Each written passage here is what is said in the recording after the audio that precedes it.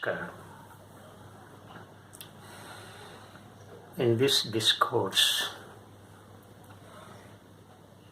friends, we will examine the differences between prayer and surrender and meditation.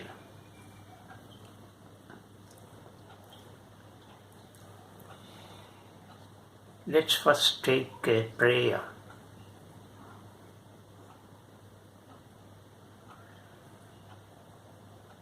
All religions stipulate this.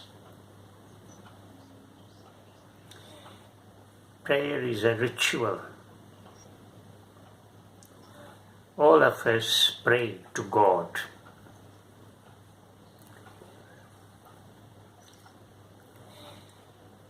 And in prayer, we ask something from the God whom you worship.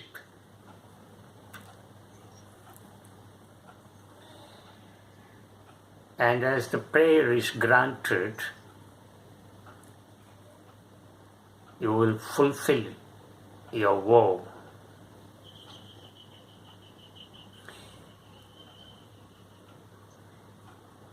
We go to God with some complaint, with some petition to solve your problem, your crisis, to make you come out of the situation in which you are caught.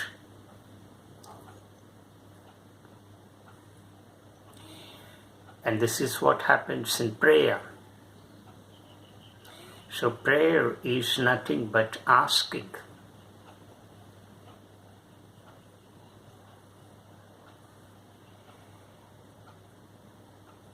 And in prayer, there is a dichotomy, a gap between the one who prays and the God.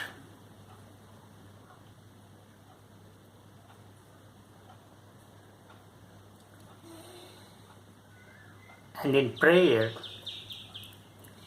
we never ask for the realization of truth.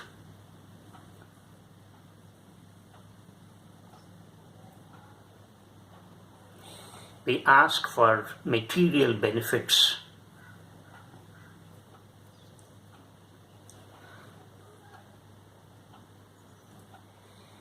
You want to grow, prosper in terms of health and wealth.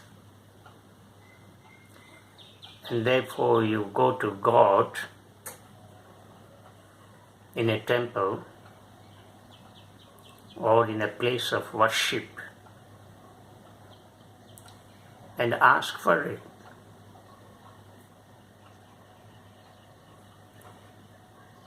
So you are asking.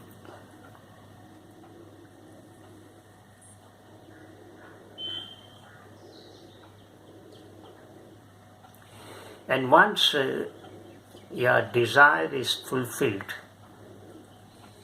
you again come back to your the same old pattern of living.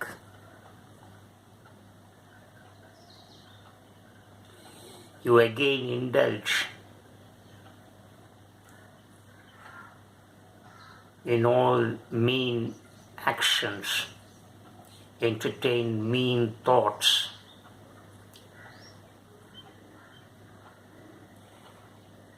And when you are in trouble, when you again face a problem, you again go to God and seek refuge, seek some kind of solution. Ask God to make you tide over the crisis.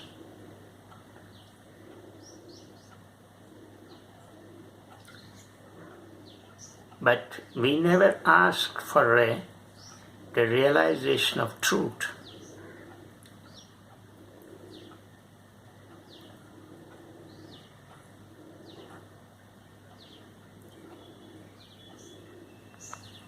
So prayer is a mean form.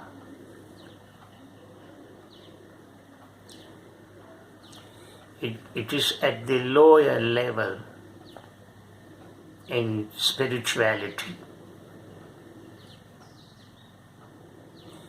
It is at the bottom of spirituality. And one who prays need not be considered as one who is leading a spiritual life. Absolutely not.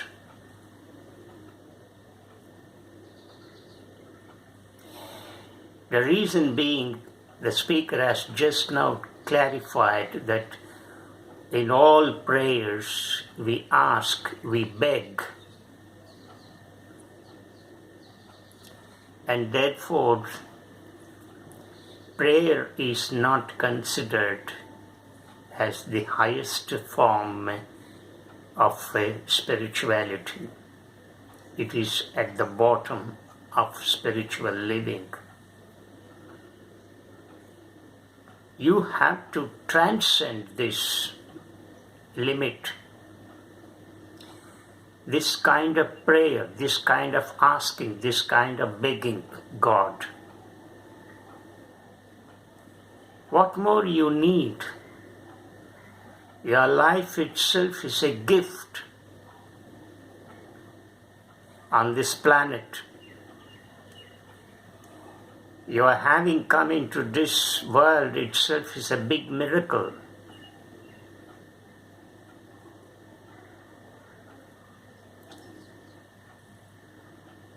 What more you want? The rest is in your hands. It depends on the type of karmas that you perform, and therefore your life is molded and shaped according to your actions, according to your thoughts and feelings.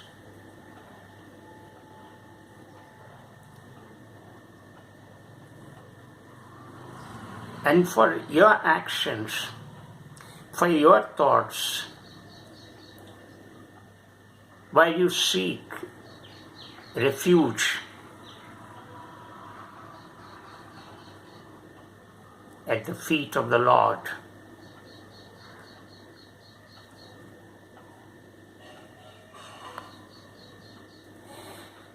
can we make a prayer where we can sit or stand, fold our hands and thank the whole Supreme Power for giving you this kind of life, and ask Him to grant you sufficient energy and health so that you can devote this day's life to the Loka Kalyana for the benefit of the humanity, for the welfare of humanity.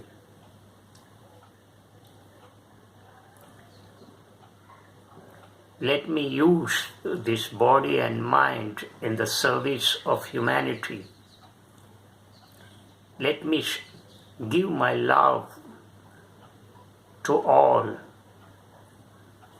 Let me do my work dispassionately.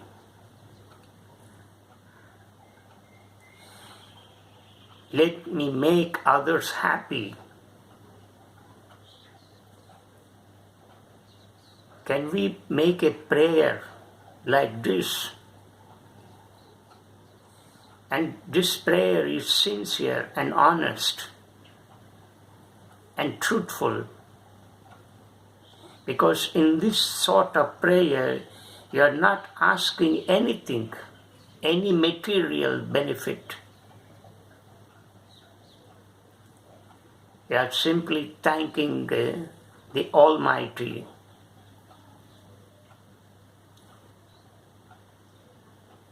And you want to devote the day's life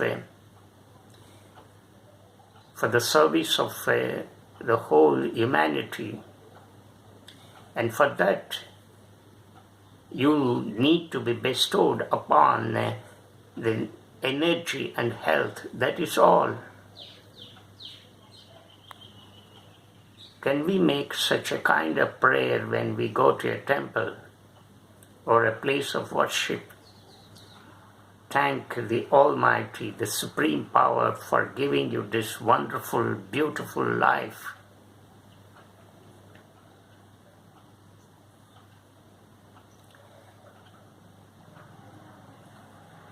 And such a prayer is an honest prayer.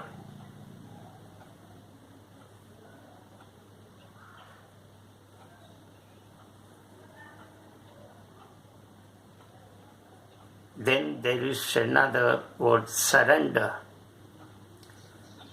Surrender means seeking Saranagati.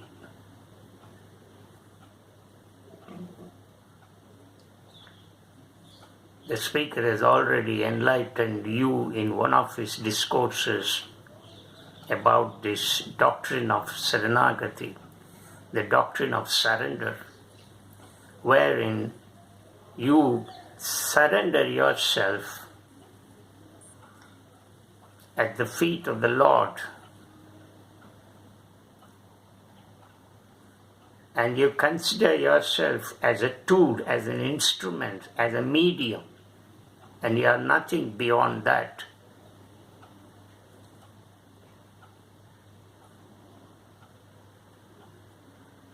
When you surrender yourself totally, completely and fully at the feet of the Lord,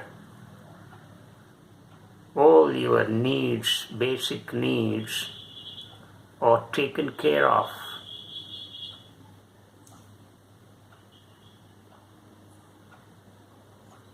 In this kind of surrender, there is no seeking. There is no seeking for material benefits. And you are happy, you are content with whatever that is given by the Supreme Power, by nature, by creation. Therefore, there is no search for any material benefit.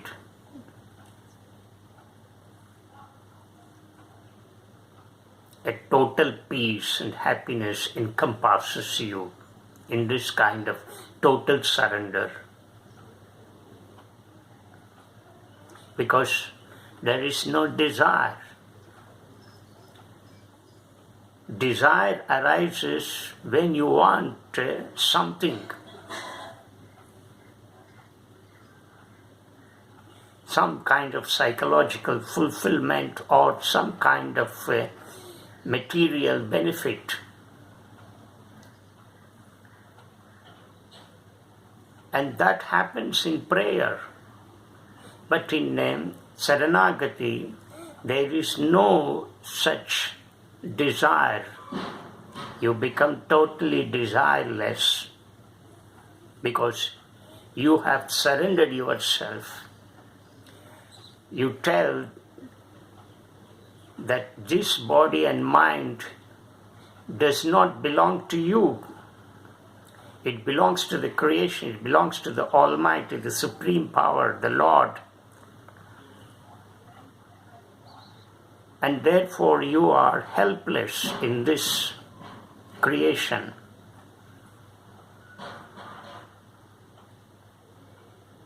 And you give everything to God and ask God to guide you in all your living. and you do not aspire anything in life, you do not expect anything in life, no expectations, no anticipations, no desires in this kind of total surrender. And therefore you are free from any anxiety, fear.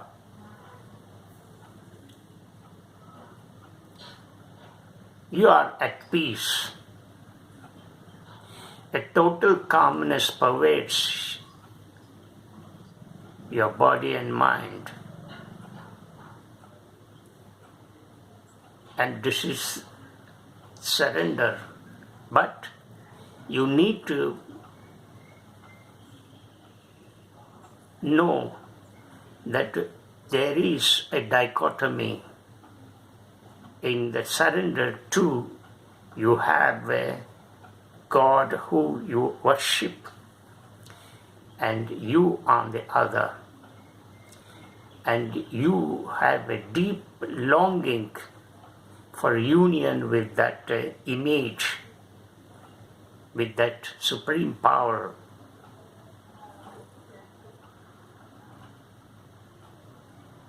So there is a deep longing apart from surrendering yourself, a longing, a deep longing for union with the Almighty. Because you do not have any desire for this physical body and mind. This physical world is temporary. This life in this form is temporary. One day it has to perish. You realize this truth actually, truly, and really.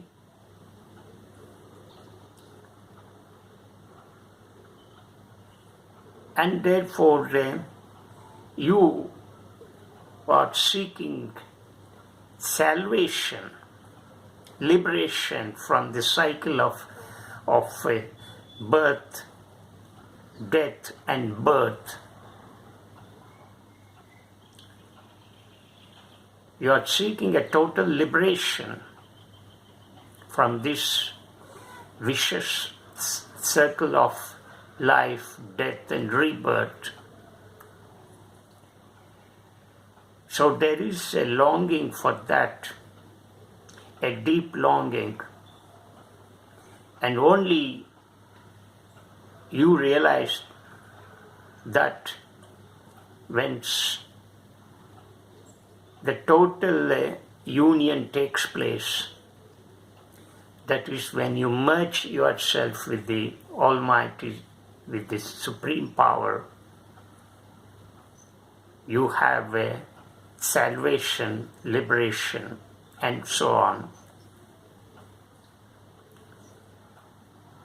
And you don't have any fascination,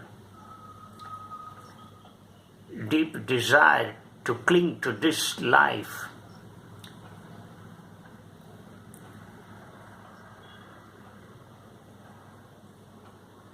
You don't have any passion for this physical world,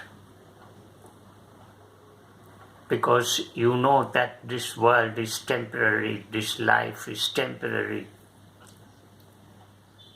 and you seek something permanent, something that is transcendent.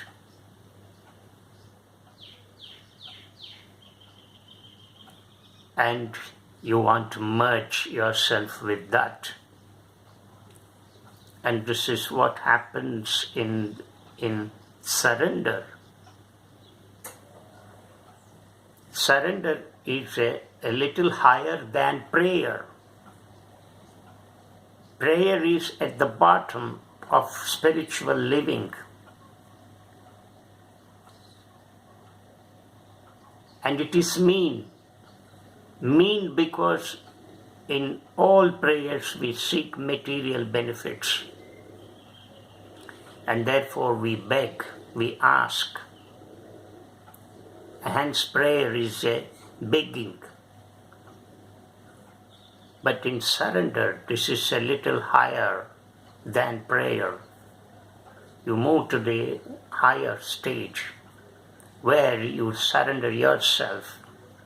You surrender yourself because you realize this life is not permanent. And you want a final liberation, a final union. So you seek something higher, and it is not material in nature. It is spiritual. It is transcendental. It is religious in nature. It is godliness. And therefore, it is higher than prayer, because there is no material benefit in this.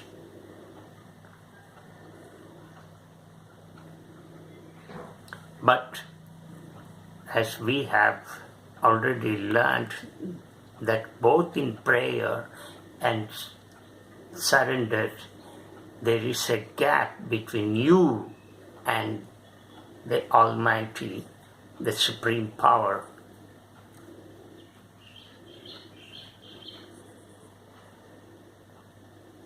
Meditation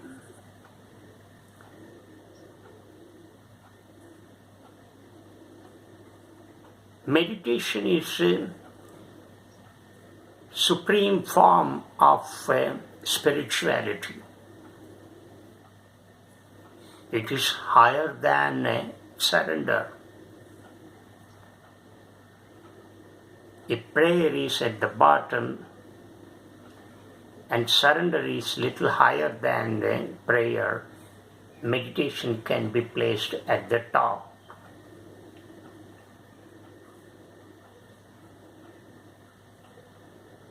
In meditation, you are seeking for final dissolution.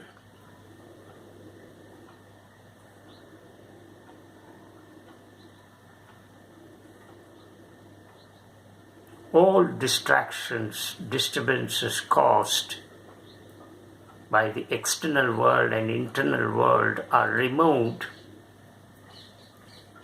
and the mind is settled and transcended, because you realize mind is the cause for everything in this world.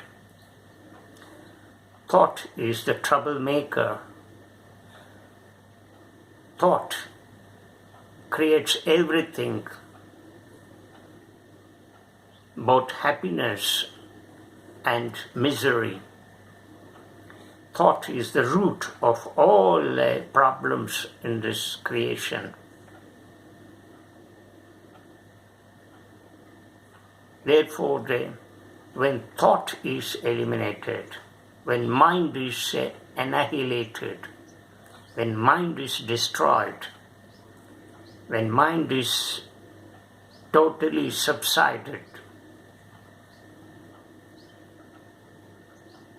then you enter into a state of deep, profound, fathomless, infinite silence. And that silence is cosmic silence. And that cosmic silence is nothing but pure consciousness. And that pure consciousness is one of the triple aspects of the supreme ultimate principle. And that is all.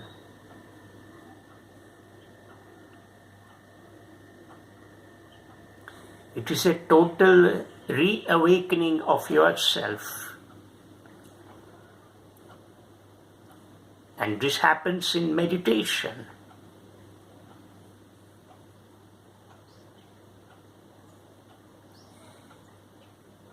It creates a total awareness.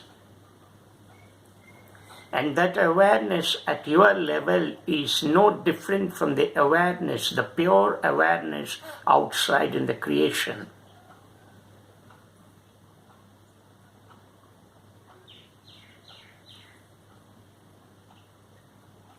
And this is what happens in the state of Dhyana. The object is removed. It is objectless prayer. Meditation is a form of objectless prayer. In prayer you have an object, the object being God. But in meditation there is no object. In surrender too you have an object, the object being God, whom you worship.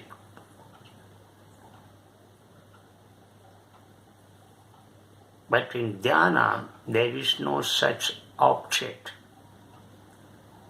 It is objectless prayer. It is objectless surrender.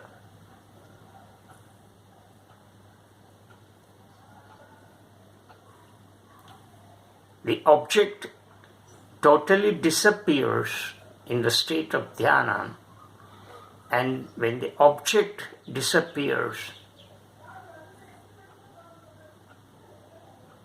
the subject too goes off. So there is neither subject nor object in that state. You are simply thrown into fathomless silence, the state of nothingness, because there is no mind. Mind does not operate in that state. Hence it is called a no-mind state, because you realize that mind is the cause of everything in this world.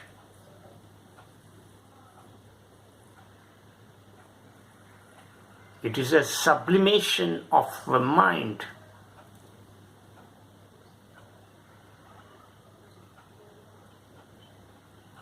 And this is the final state. And this is the highest form of spiritual living. So therefore, the Dhyana occupies the supreme place in spiritual life, in spiritual living. If prayer is considered at the bottom, surrender is little higher than prayer, and meditation can be placed at the top. But you need to evolve from prayer to surrender and from surrender to Dhyana. This evolution is absolutely required now. But all of you are stuck in prayer. You must go beyond prayer. Move to surrender, to the state of surrender. And from the state of surrender, you move to the Dhyana, the state of Dhyana.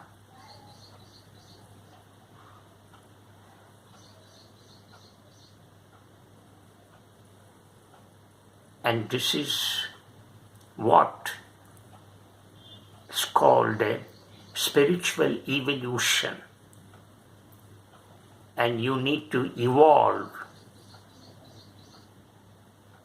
from mere asking, from mere begging, to a desireless state. And that happens in the state of Dhyana, where everything is lost. Everything is lost here means you gain on the other, the absolute truth, the absolute consciousness. And that is the substratum of all life and living and creation.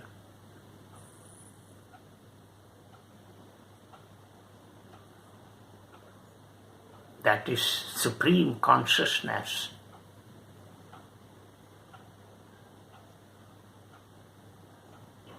And when you prolong that state in dhyana, that is a state of silence. And when that state of silence is prolonged and expanded, and when you plunge deeply, further and further, go deeper and deeper, nothing happens, you just float in that state. And it is a state of joy, bliss, ananda.